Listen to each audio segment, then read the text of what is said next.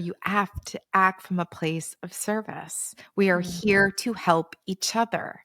The more mm, you think it's about you, the more you get lost.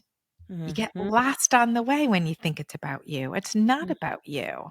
The mm. you is insofar as your gifts are going to be in service of others. So, yes, spend time inward knowing who you are in order to give it away. That Mhm. is your shortcut to an extraordinary life. Hey, I'm Brooke Jean, therapist, recovering perfectionist, and struggling working mom on a mission to normalize normal. If you're an overwhelmed, high-achieving, and secretly anxious mama, struggling to balance it all and on the brink of burnout, you are in the right place. Here is where we talk about hard things like balancing work and family life, mental health, and how to navigate life-altering transitions. Nothing is too taboo here. In my conversations, I'll teach you how to let go of who you think you're supposed to be in order to create the life you've always wanted. Get ready to embrace your messy, shed the shoulds, and find freedom through a life unperfected. This is the Unperfected Pod. Welcome back to the Unperfected Pod. I am so happy and grateful you are here.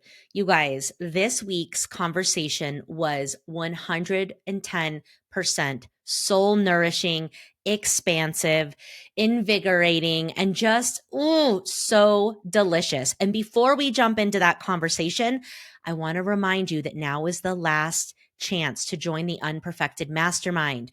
We pushed back the start date to February 5th because January has been annoying. Okay. The energy is weird. The energy is off. The women that had already signed up were like, whoa, I'm going through it.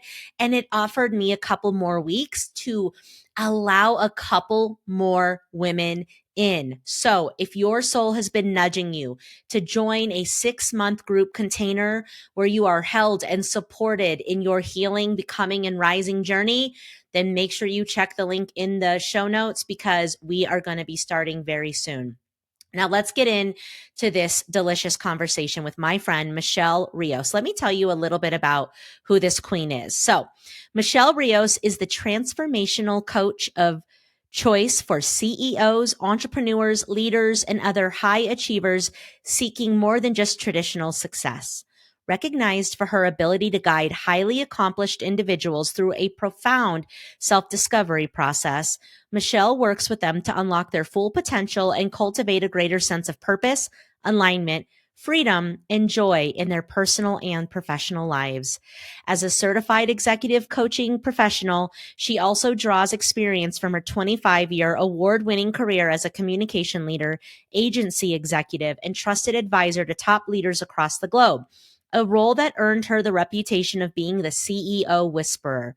Michelle is also the host of one of the fastest growing personal development podcasts, Live Your Extraordinary Life, which PS, your girl was just a guest on, and we had an extraordinary conversation. So make sure you go and listen to that. She's also a sought after speaker at the intersection of leadership and personal growth. Michelle resides in Washington, D.C. with her husband, son, and their 2 Great Pyrenees. You guys, this conversation is full of stories of Michelle's upbringing and her journey home to herself and her journey home to love. We have so many parallels in our stories where we started our career really hustling and in the proving energy and just trying to achieve more so that we could feel better, just to arrive at this moment of realizing everything that we're searching for already resides inside of us. You are going to be inspired by her storytelling. You are going to be reinvigorated to figure out who you are and why you're here and what your gifts are and how to be of service in this one wild and precious life. And something that I found really interesting about this conversation was that just yesterday, I had a reading with a psychic medium, and several of the statements that Michelle said in this podcast interview that just shook me because they were so profound were exact statements that were delivered to me through a different vessel just yesterday. And so I am just sitting here in a full body buzz and so much love and gratitude because what just transpired was nothing short of spiritual. So I hope you enjoy.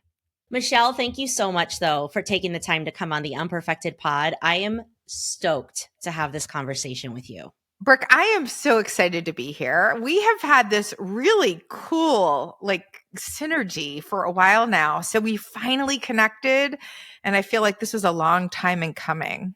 Yes, I feel like our souls were just like dancing, like in tandem, but not connecting. And once we actually connected, it was like game over. And for the listeners, we just released a podcast episode on Michelle's podcast, which I am obsessed with. It's called Live Your Extraordinary Life. And you have to go back and listen to that because I feel like this conversation just gets to be a perfect continuation of that juicy conversation that we had. 100%.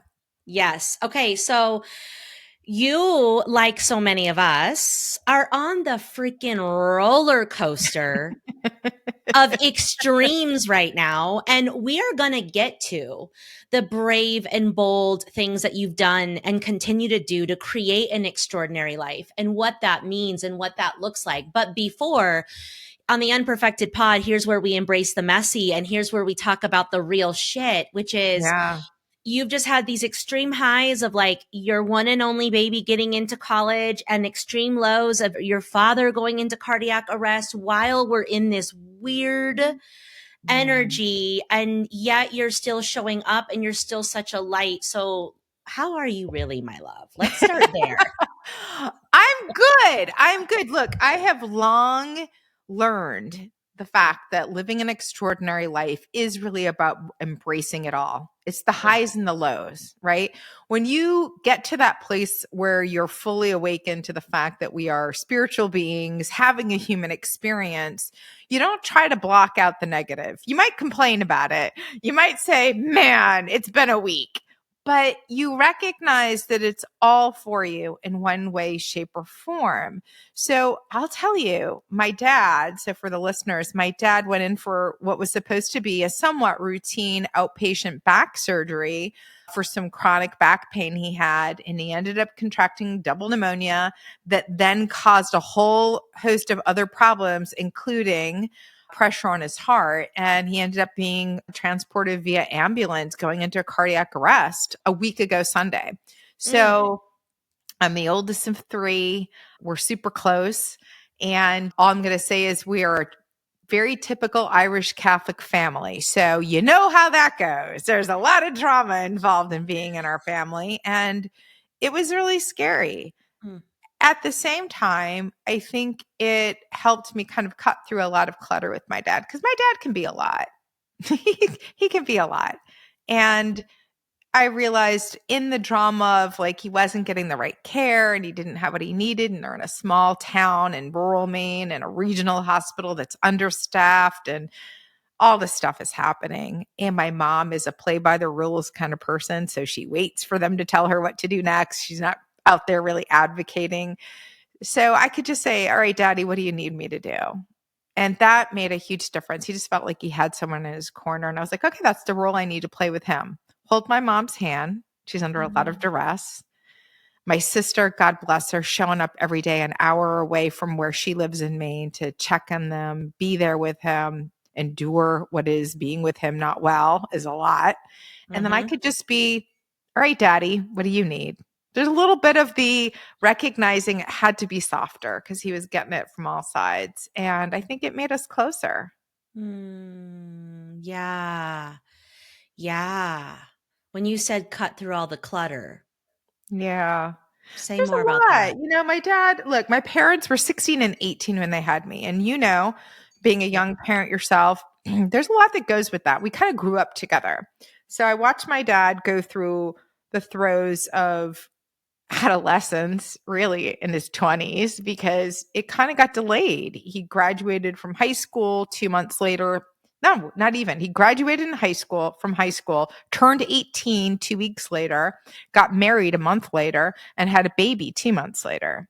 So a lot of growing up really quickly. My dad took 2 jobs right out of high school to support us. He made the quote unquote right tough decisions, but it was an enormous strain. And I grew up without a lot of, there was no filter. I was kind of seeing it all happen in real time. They didn't have yet the emotional wherewithal to keep certain conversations from me as the oldest.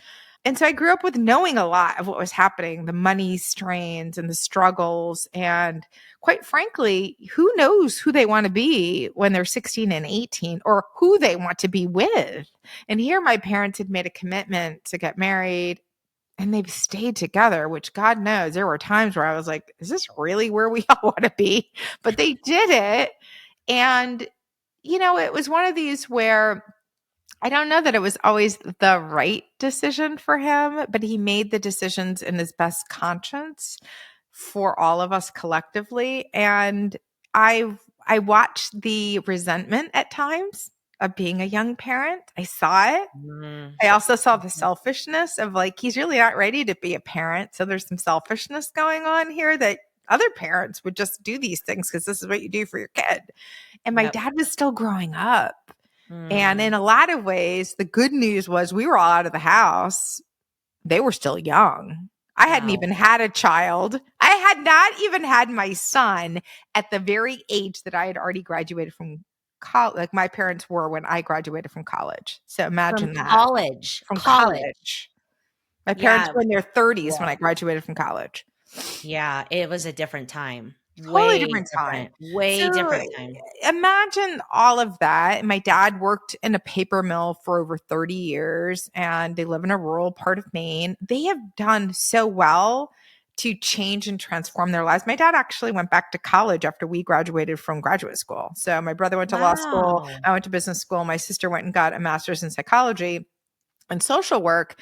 He went and got a degree in English and finance because he's a very articulate man who loves to write, but he also has this brilliant mind that's mathematical and loves physics, and he can build things with his hands. It's sort of an art that's lost, I think, in certainly my world.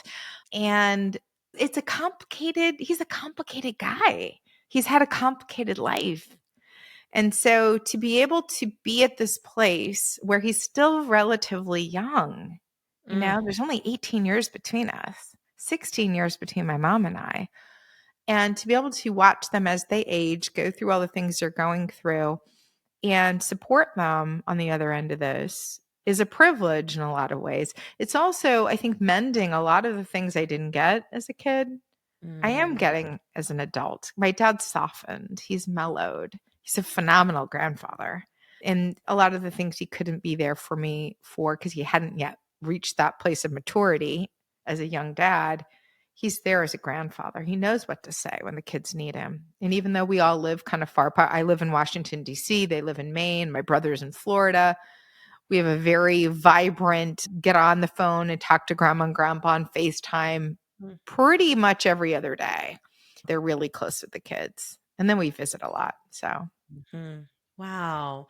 So there's so many parallels in our stories, and I'm wondering if this is a link that I'm observing right here. So we both had young parents, right? My parents were 19 when they had me. We both had hardworking, middle class, blue collar dads that just wanted to protect us. And we became high achieving, type A, perfectionistic women.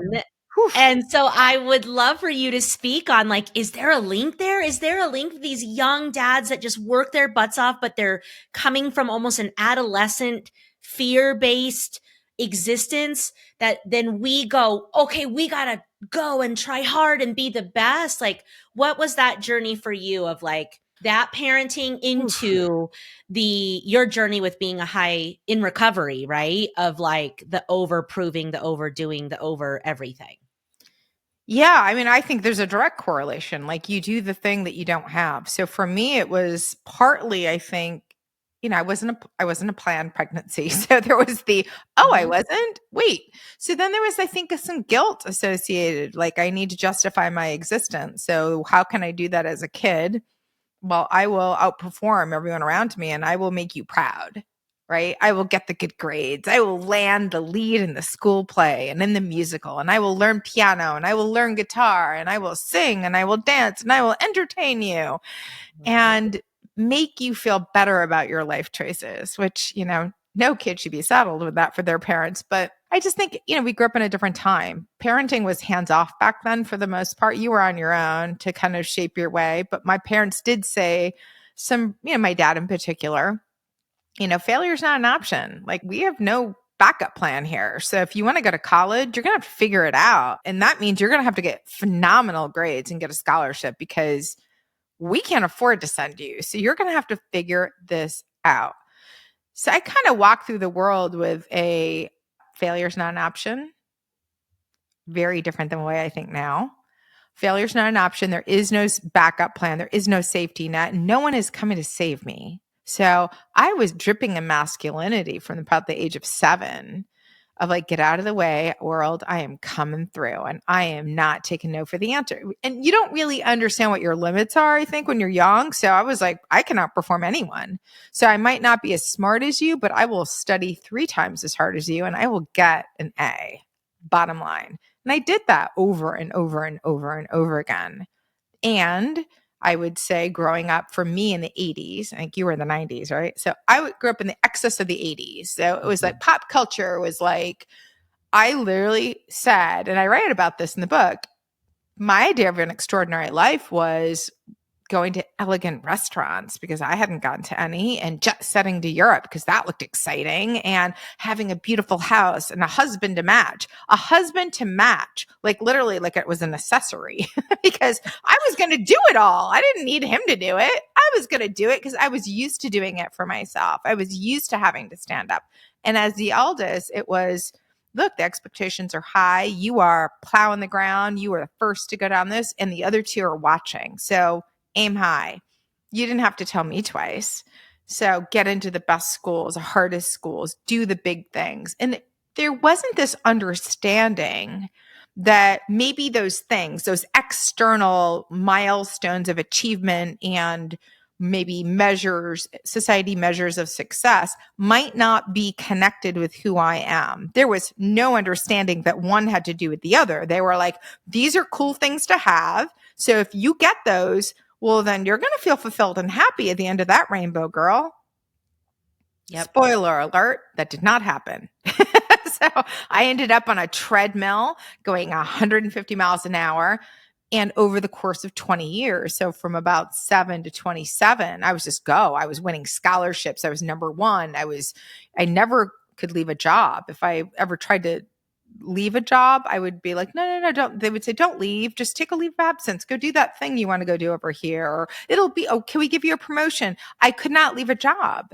So I didn't know that there were other people that had problems keeping jobs. I had a problem leaving one. So, there was a complete different dichotomy because I was just work hard. My whole life was work. I can work and outperform because that is what my lot in life requires of me. It wasn't until my late 20s when I started to really feel that pull of, this is disconnected. Like, I am doing all the things. I am winning all the things. People are like high-fiving me and saying, what an amazing life I have. Well, if that's the case, why am I not feeling phenomenal? I'm feeling exhausted and disconnected and lonely. And like, I felt just disconnected is probably the best word. Like, this is not even necessarily who I am. Let me just say, not that I didn't enjoy traveling to Europe in style and living in a beautiful apartment and going out to the latest clubs and designer clothes. Like, that was fun. But in the quiet moments, I just felt hollow. And I said, there's got to be something more than this. And I think that for me, that backing up the train and saying, wait, if I keep doing this, which is what I've always known to do, where am I going to end up? And I'll tell you, it took me, even with the awakening that I had, and I had a pretty big awakening in my late 20s. It was a life or death moment of like, this can't continue as we've been going. I still didn't believe it. So I had a moving awakening and I thought, well, I'll just have to do it more my way. But I still aimed for the house and the right zip code and the certain square footage and the husband that, is tall, dark, and handsome and equally ambitious, and a bank account with a certain amount of security built into it, because it was, hey, my parents didn't have this. We weren't particularly happy. I'm going to have this and I will be happy. And I didn't 100% buy into that there could be another way, or that chasing wasn't the way. I didn't understand energy. I didn't understand universal principles. Law of attraction really wasn't a known thing at that point in time. And I remember the first time I sort of had I'd gone through this. I know I can't go on the way I've been. I hired a coach before anyone was hiring coaches. And it was really I had to tell him, well, I have a career coach because I'm I'm an executive and I'm a young executive. So I need to be groomed. And we were really talking about, how are you going to turn this around? Because you're miserable. Wow. If we're going to be honest, you're not particularly happy. And he was really making me go deep inward. And I kept going, I don't want to go deep inward. I want to go outward and achieve more. I'll be happier around the next corner and the next milestone. And he kept saying, no, no, no, no, no, no. That's not how it works. And I remember this moment. My grandmother died, and my grandmother had helped raise me. So I had this really, really close relationship with her. And she was in her 90s. The Pope John died, all within weeks of each other. And I found out I was pregnant. And I was in this moment of I wasn't deliriously happy to find out I was pregnant, because if you think about it, pregnancy in my family upbringing meant stress. It meant chaos. It meant less choice.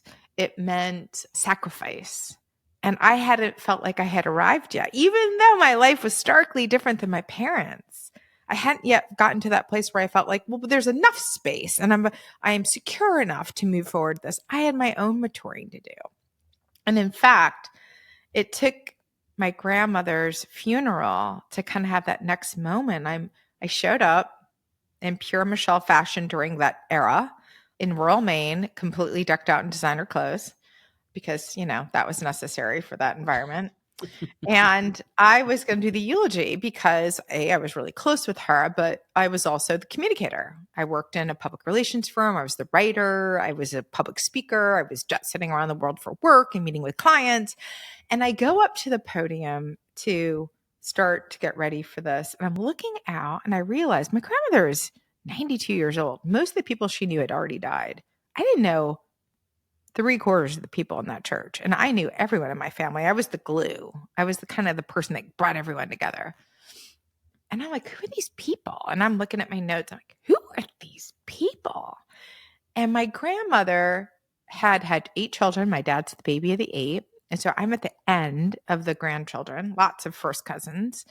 And my grandmother, as I was looking over how I was going to talk about her life, the one thing I would say is she, despite a lot of tragedy, lost 2 children, 3 children before she died, but one was an adult. One was a little girl who died at 8 of diphtheria. One was a son that died on the battlefield in Korea. Wow. And she had to leave my dad in the hospital to attend her eldest son's funeral because she had just given birth to my father. Whoa. Imagine that. And yet I don't ever remember a day growing up with my grandmother, who I got to have for 35 years, where she was ever unhappy. Whoa. Whoa. Isn't that crazy? Like really though? Like fake or authentically? Authentically happy. And it dawned on me there as I was like, this is a woman who had every reason to be angry at the world and to be sad, profoundly sad at loss. It tore my grandfather up. My grandfather became a raging alcoholic when his daughter died. And so when his son died, he basically rejected my father. If my father was a newborn, he didn't want to get close. Yeah. He was feeling all this loss. He didn't want to get close. And I was close to both of them. I think I was sort of reminded them of their little girl. And so when I lived with them, when my parents were first married for a few years while my parents were getting on their feet, my feet never hit the ground. My grandparents were all about me, which made us super close. And as I'm standing there looking out at the congregation going, who are these people? it started to dawn on me. These are all people in one way, shape, or form that knew my grandmother, who knew of my grandmother, because my grandmother had this energy about her that no matter what was happening, she knew somebody else who had a worse situation. And so she was always showing up to serve.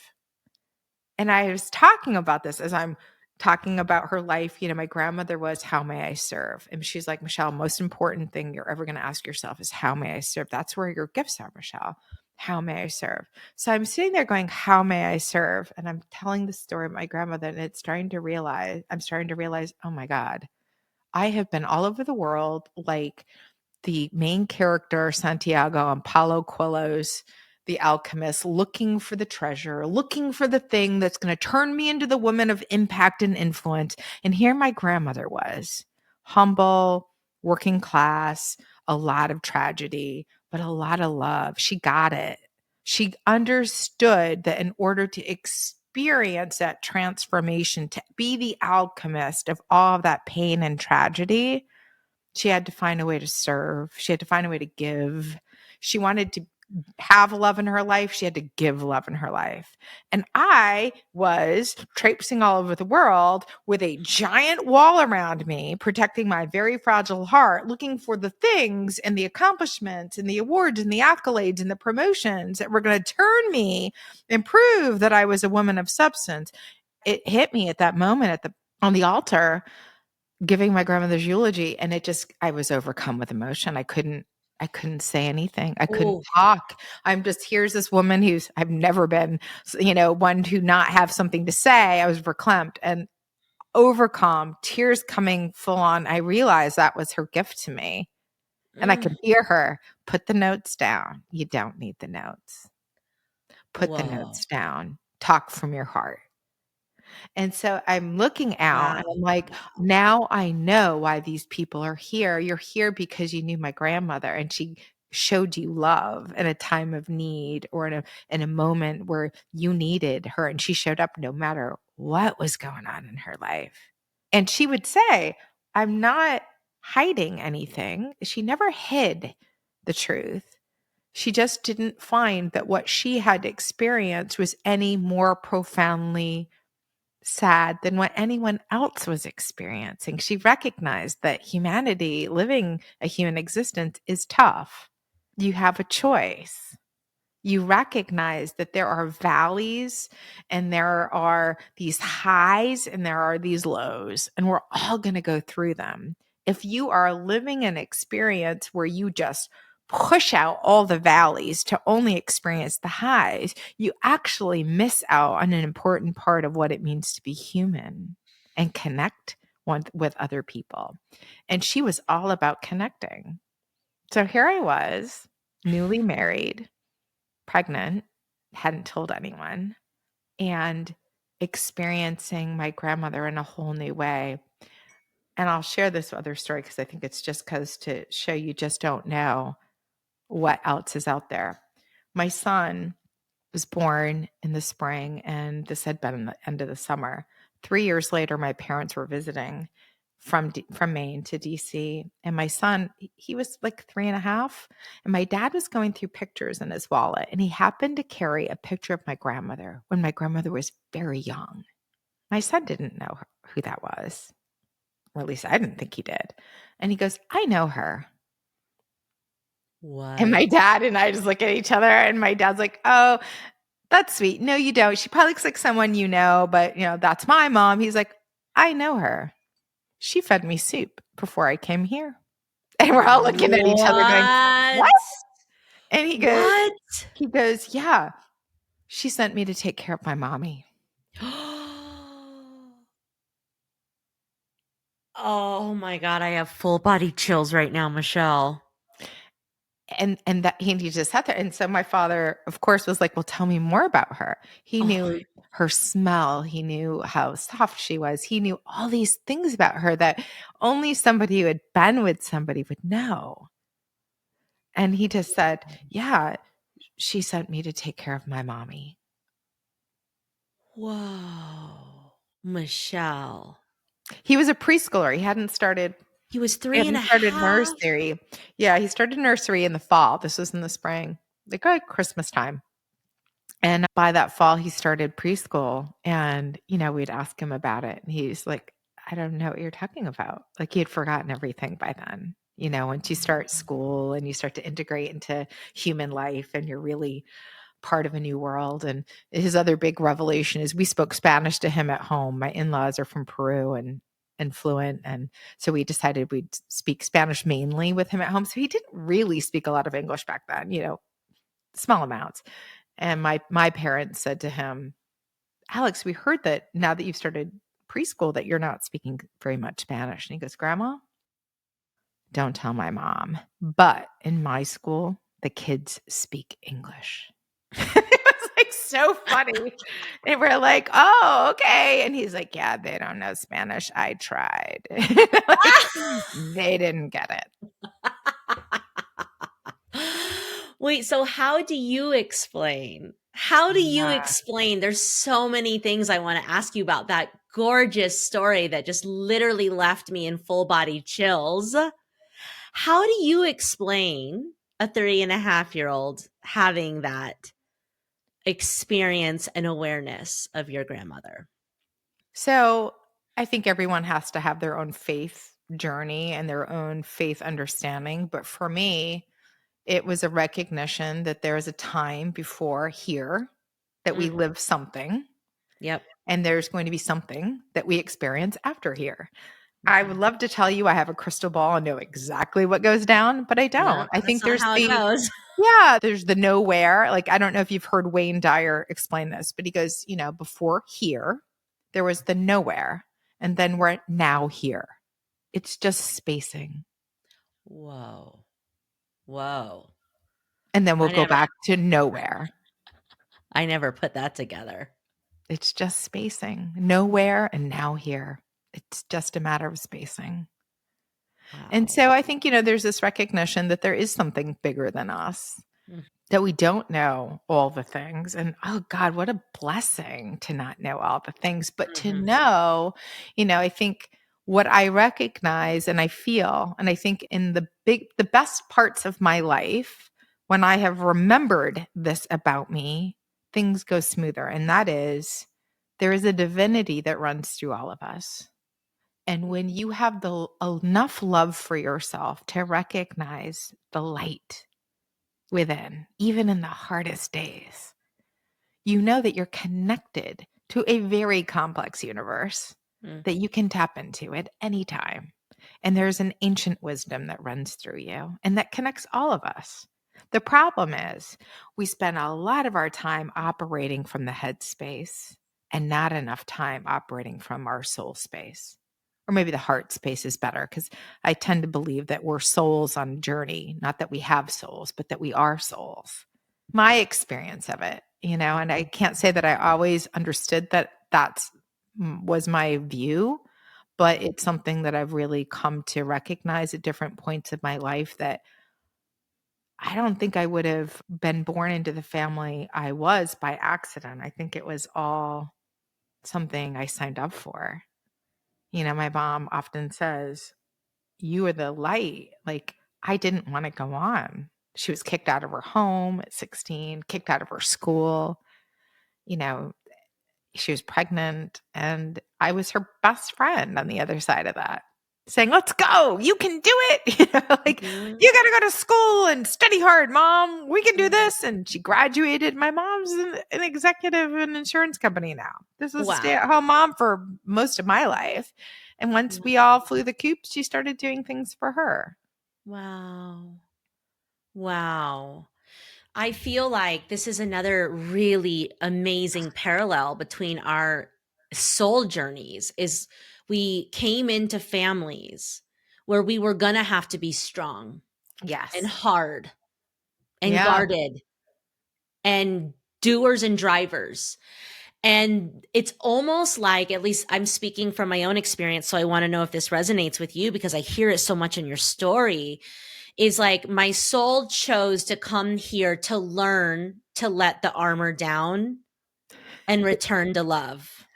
100%. And And it's I the only hardest figured that part. out the last year that like, Yeah. oh, my soul assignment is to open my heart. That shit is hardwired shut with leather straps and barbed wire over it. And I've just been out here little tough manning myself to success, searching Yeah. for freedom in my achievements. But like the journey is home and releasing and allowing and remembering love and the feminine energy and all the things. And I feel like there's so many similarities to that in what you're describing.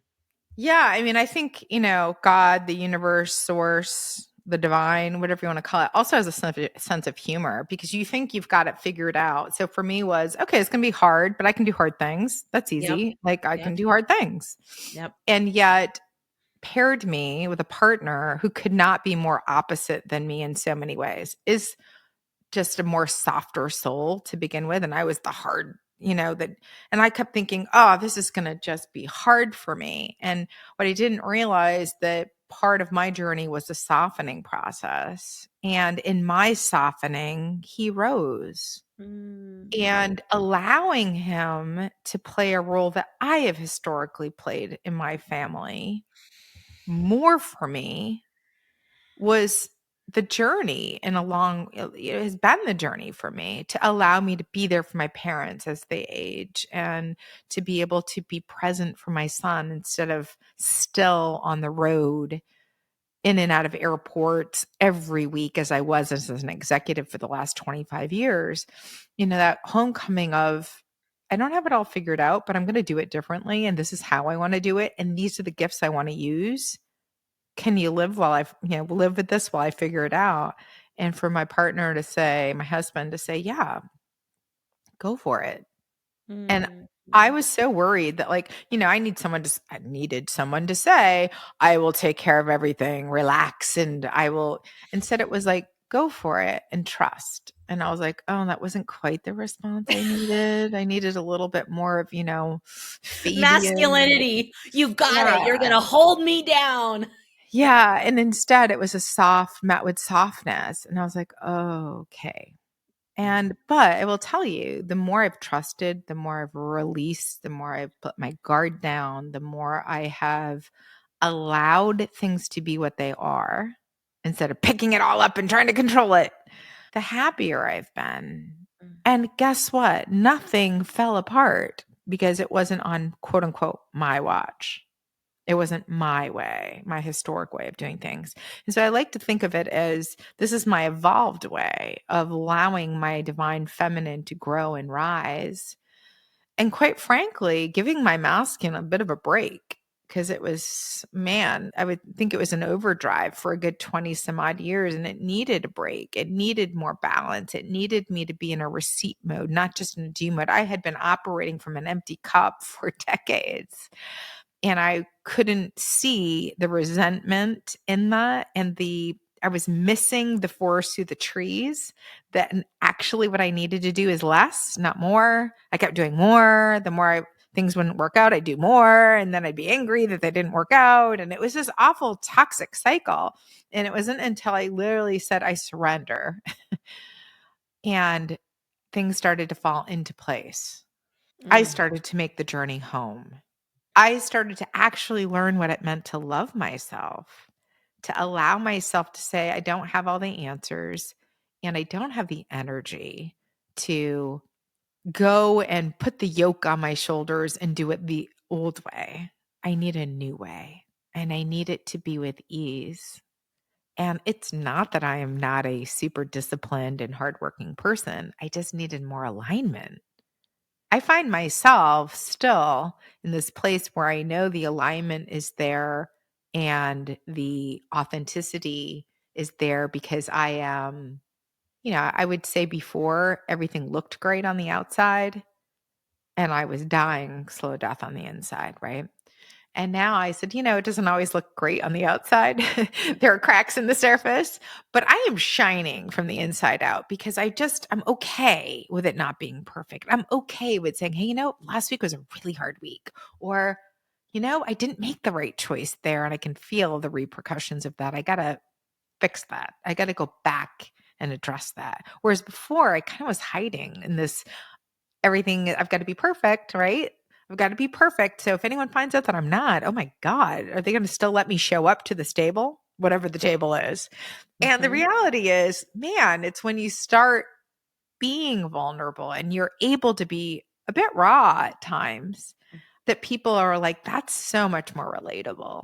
Come to the table. We need you at the table.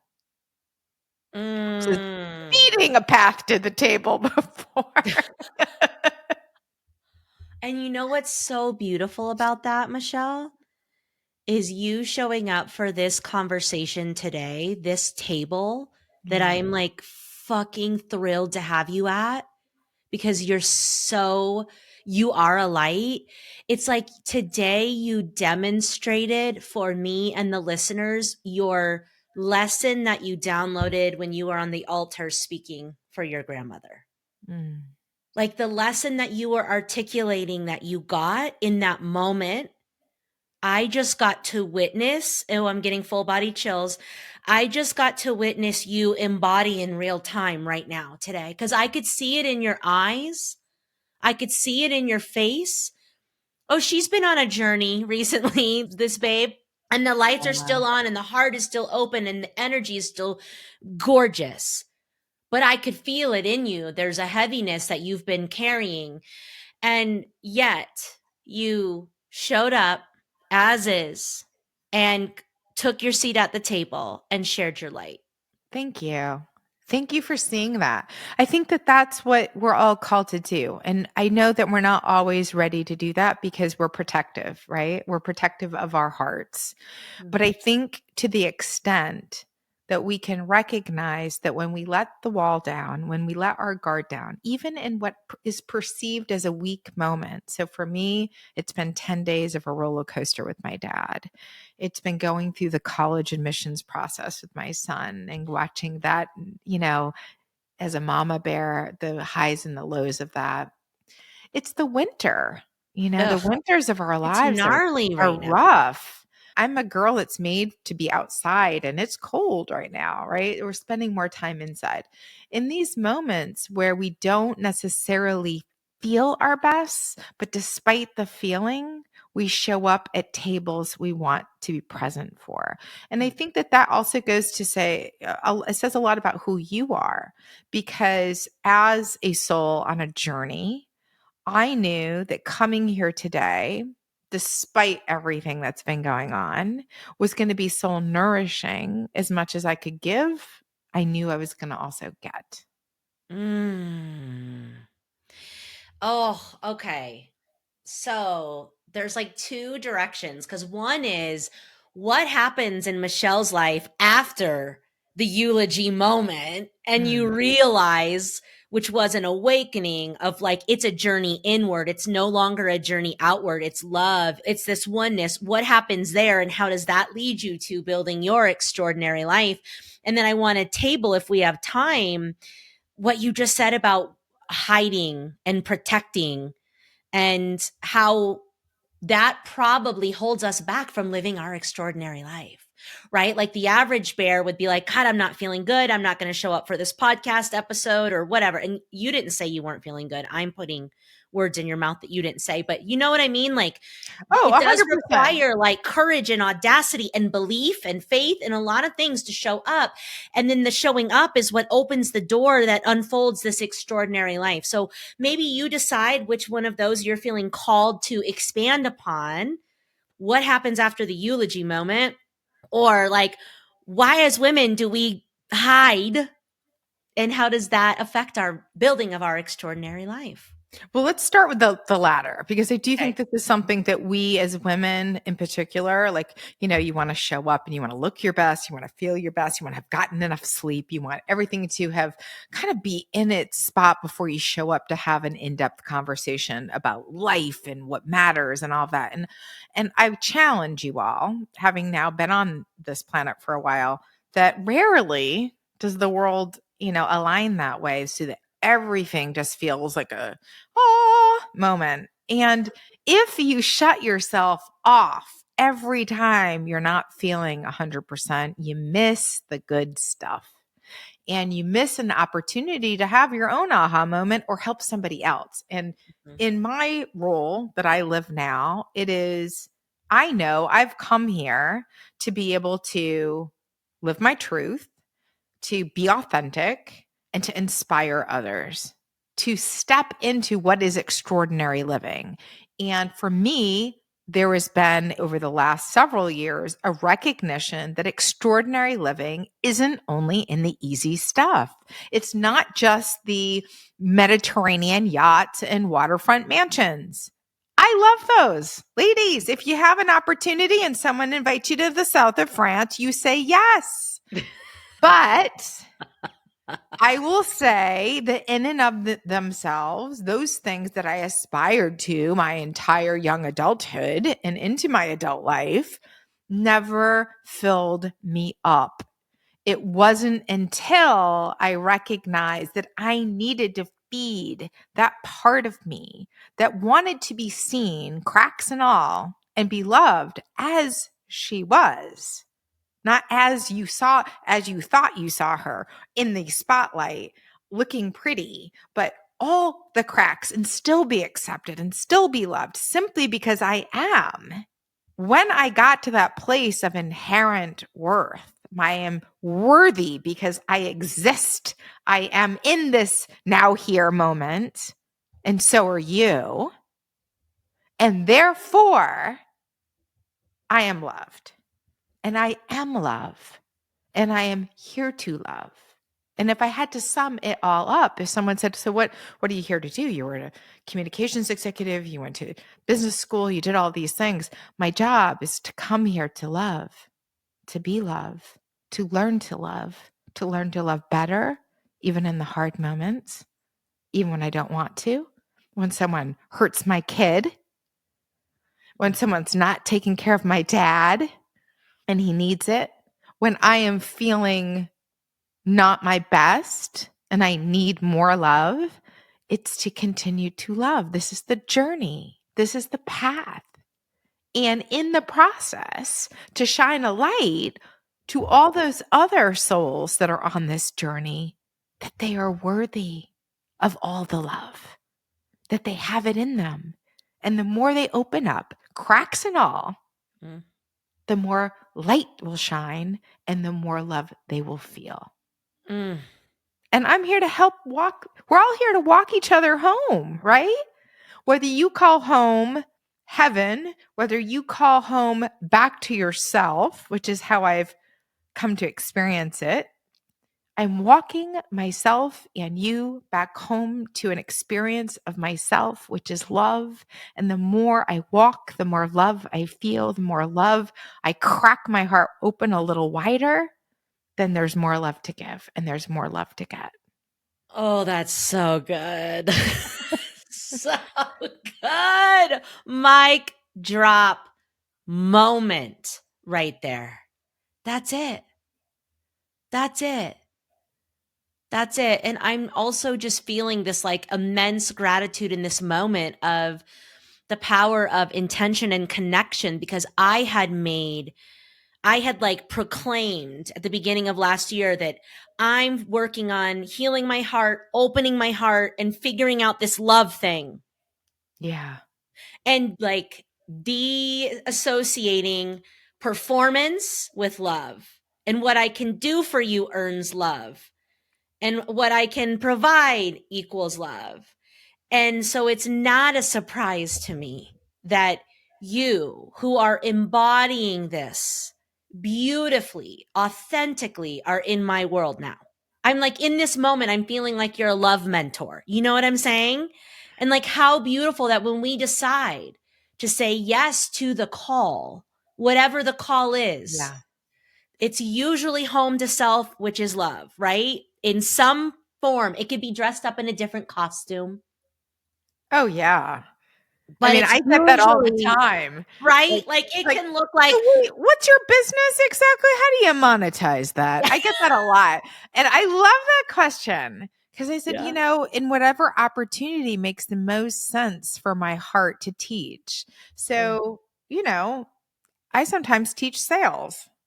it'll be my twist of authenticity, because who thought I like sales? That sounds like a non-sexy thing for somebody who's all about returning to self and love. It doesn't really feel like the right language. But, then I realized, oh, wait, it's selling with soul. Mm. Got it. That's my thing.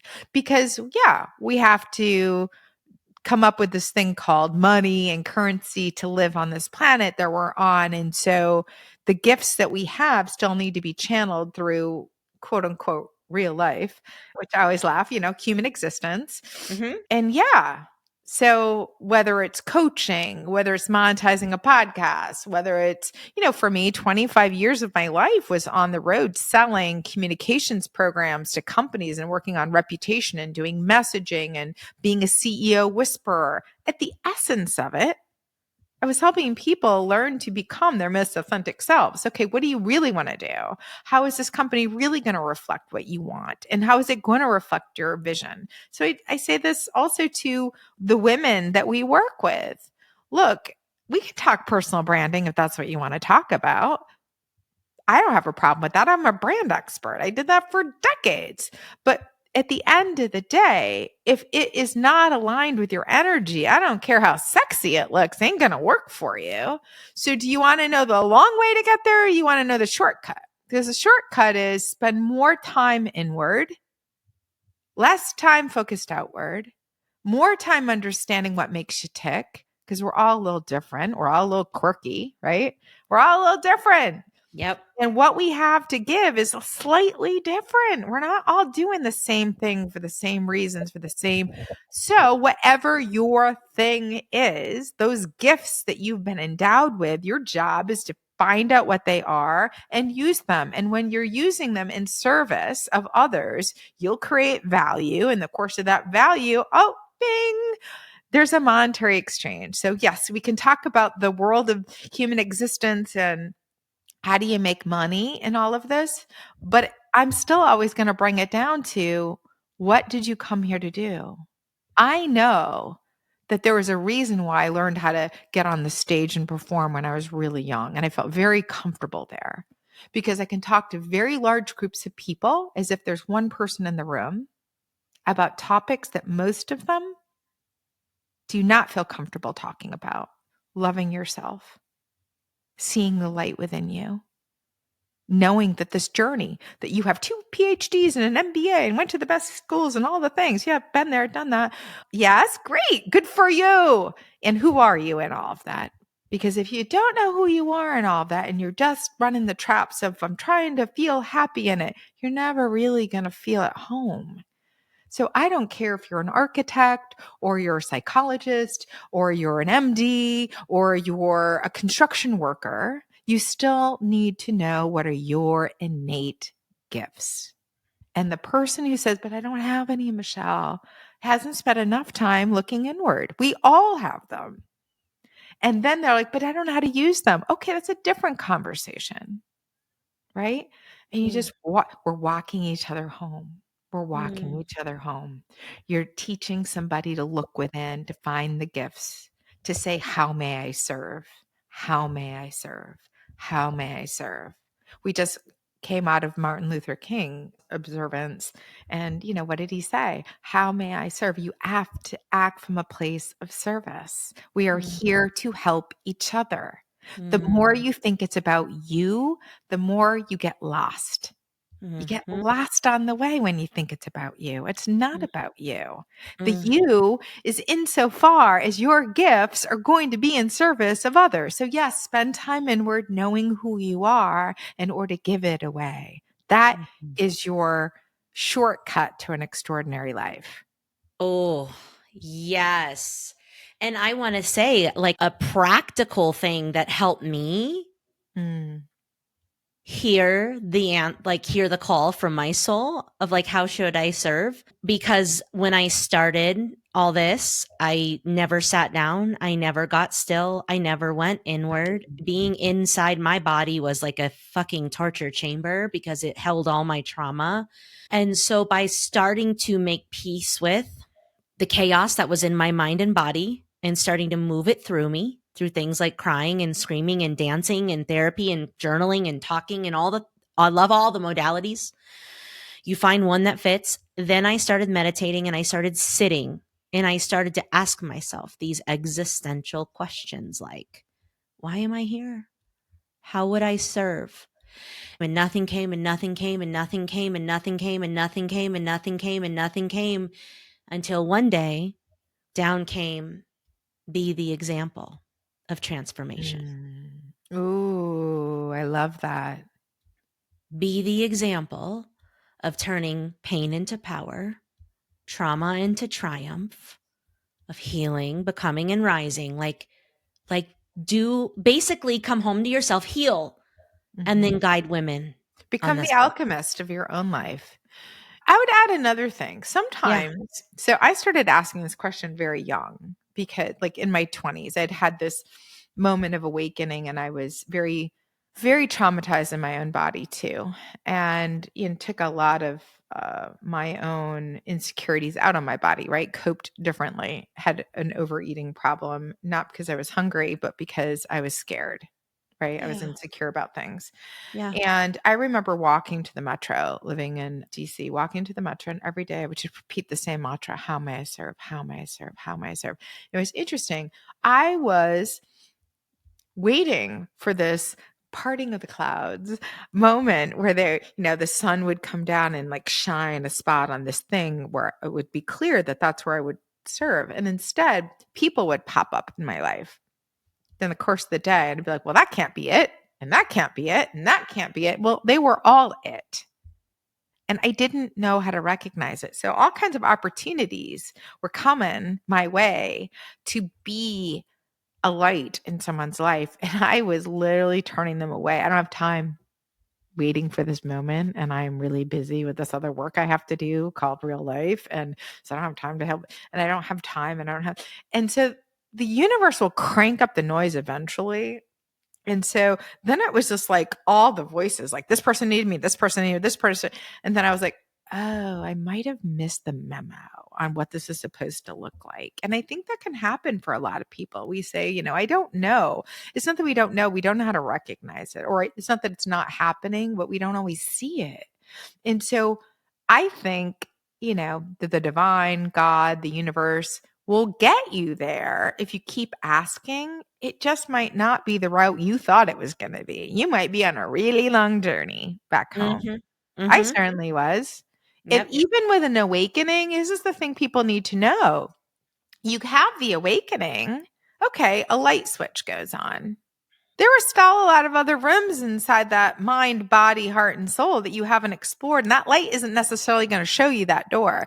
And so you think, well, I've had an awakening. Well, you've had an awakening. Mm. There will be many more if you allow it. And it ain't Yes. going to be the only one. Will it put things in motion? Yes. So kind of getting to that second question you asked me is, look, what happened after that moment in the church, giving the eulogy at your grandmother's funeral? I equate it to like a cha-cha. It was 2 steps forward, 1 step back. 2 steps forward, 1 step back. I suffered greatly for another 15 years. Why? Wow. Because one awakening isn't a one and done. Like life is a constant motion of evolution. And I had to work on some deep-seated beliefs that I wasn't really ready to let go of. I desperately thought marry a certain way and have a certain bank account and this and that and the other, and it will get better. And then I will still have more awakening and be more me. But within this context, I will just like to point out for the record that I had that, 5-year plan constantly going in my life since the age of 7. And at one point I had written, I want a 5,000 square foot home and I want in a best zip code in America. And I'm going to, have a bank account that allows me to buy anything, do anything, go anywhere. I mean, complete stark opposite of what I grew up with. And I'm going to jet set to Europe and I'm going to, eat in the most elegant restaurants and I'm going to be able to buy anything I want, any jewels I want, whatever it is. And okay, I had the career. I had the title, I had the status. I had the corner office. I was an executive. I was in the C-suite. I was a CEO whisperer. I had all of the titles at the end of my name, all of the things. I had the husband. I had the beautiful child. I had the 5,000 square foot home. I had the bank account. I had the jewels, which I still really love. And the jet setting lifestyle. I traveled in style to the most beautiful, exotic places. And yet, so check, check, check. And yet, my soul said, there's something more. There's something more. And I was already feeling pretty damn authentic. I was attracting. I was no longer chasing. I had figured out, like, I have to be the right energy to be on the right frequency. And yet my heart's like, there's more.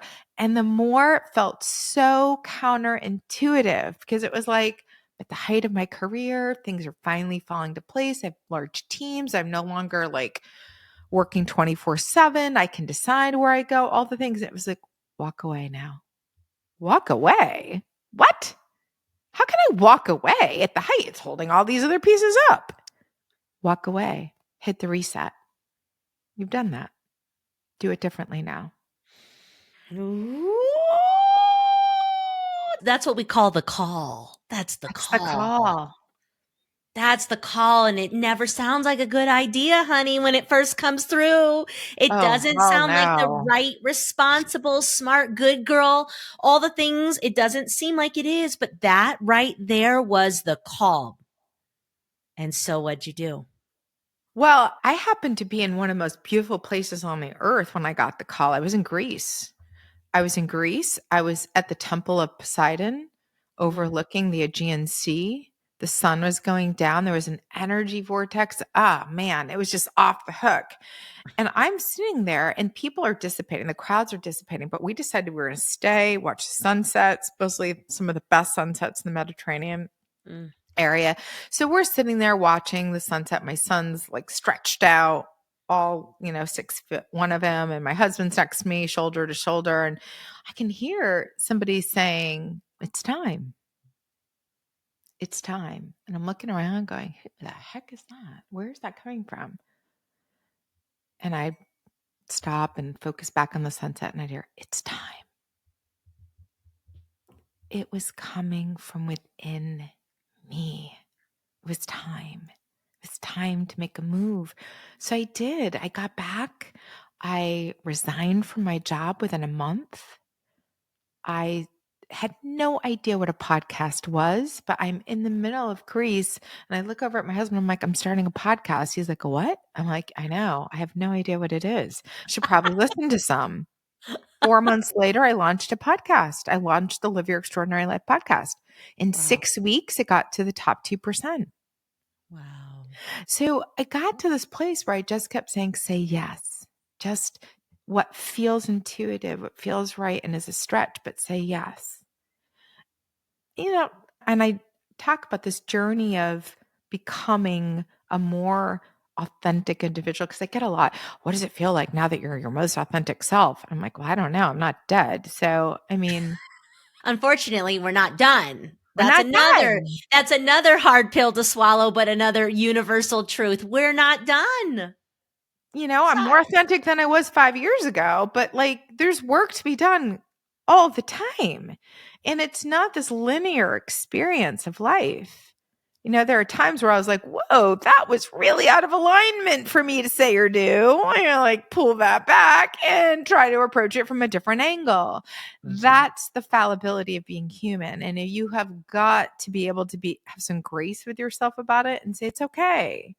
I'm more eyes wide open than before and more heart open than before.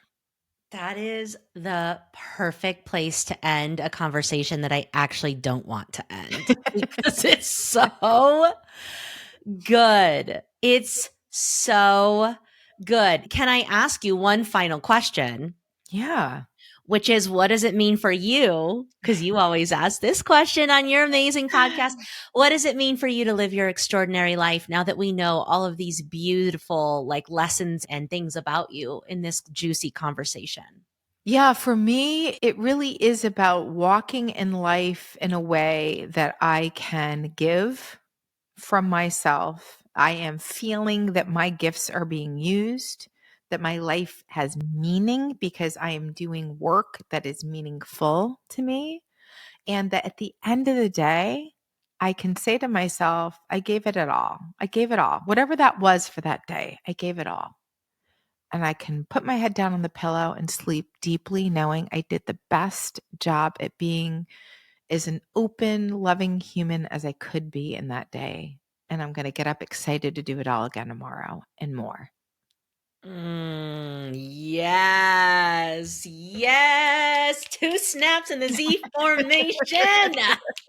I love when you ask that question. And I do. I feel like for that midlife mama that's listening, it's like this is the midlife awakening that we are here to usher you through so lovingly, where you go from all of the efforting and proving and the external validation to realizing it's not about any of those things. It's about uncovering who you really are and why you're really here and enjoying the flippin' ride. That's the secret of the universe that so many of us don't get to realize until later, but it's never too late. We get to keep unveiling and revealing who we are and why we're here and what our gifts are, and choosing different to live in alignment with what feels extraordinary. But the real thing is, it's a feeling. It's not a materialistic external arriving point. It is a feeling inside, whatever that is that you're after, of enoughness, of contentment, of love, of, vitality. And that's really what it means to live an extraordinary life, is to be in that vibration, to be in that frequency. Not all the time, because we are still human, but more of the time. Exactly. More of the time. Yeah, and to have grace when it doesn't go your way, because it's not always going to go your way, and that's okay. It's for sure not. That's how we started this conversation. Was like, you're navigating this, what I would call contraction, just so beautifully and eloquently and elegantly. And it's because your heart is so open. And I would So challenge somebody who doesn't feel that they have enough in the tank, let the guard down and watch what the universe does. It will give you what you need when you least expect it. Open up your heart to receive. beautiful. What was your grandmother's name? My grandmother's name was What'd you Anne call her? Marie. She was grandma. She was grandma. Grandma. She was Okay. our Irish granny. Her name was Anne Marie. Wow. So just yesterday, and then we're going to tell the beautiful people where they can connect with you. Just yesterday, I had a new connection who is a woman, like badass in corporate, who's also a psychic medium. And she came and did a live reading for me for the podcast. Wow. And the message was exactly what you just said. Let the guard down and see what comes through. And there's so many themes. I can't wait for you. Now, okay, so I was like, I'm actually going to do Michelle and then Hope and then the thing, because I felt intuitively that's going to be a buildup for what is a very intense episode. Oh my gosh. And everything that came through in this conversation is literally, I can't wait for you to hear it. It's like uncanny. It's uncanny. I can't wait. So it's like, yeah, you open your heart, you stay open, and it's just like the information, the guidance, the right people, the right podcast, the right book, the right coach, the right program. It just starts flowing when you say yes to love and yes to life. So with that being said, where can the beautiful listener connect with you, engage with you, find your beautiful work, all the things? Well, thank you. First of all, thank you for having me. It's been a wonderful conversation. I knew it would be soul nourishing, and I'm so glad we did this. Totally. So thank you. You can find me on IG at Michelle Rios Official. You can find me on Apple Podcasts or Spotify or wherever you get your podcast on Live Your Extraordinary Life. Or you can come hang out, check me out on my website at michelleriosofficial.com. I love it. Thank you for bringing your light to us today, Michelle. And always, I can't wait to see you in real life on Monday. I know. I cannot wait to be out there and to see you. Oh, she's coming through Vail. And for the listener, if you made it this far, I hope this was soul nourishing for you as well. Take care of yourself and therefore each other. And we will see you very soon on the internet. Bye for now. Hey, mama, if you made it to the end of this episode, I just want to virtually high five you because you've said yes to the opportunity of taking better care of yourself. And that is so meaningful and so amazing. You have no idea the ripple of goodness that's to come. If you've been enjoying the show, if you've been finding it helpful, if you've laughed a little or learned a new technique, will you do me a favor? Will you make sure that you're following the show, that you've given us a 5-star rating and left a review? That will absolutely help us get this podcast into more heads and hearts of as many mamas as possible. Because when we heal the mother, we heal the world. Also, if there's a specific episode that you've loved, will you make sure to share it with a friend?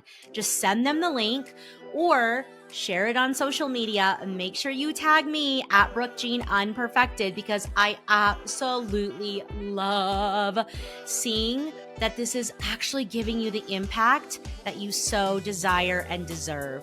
Thank you so much, mamas. Make sure you're taking care of yourselves and therefore each other.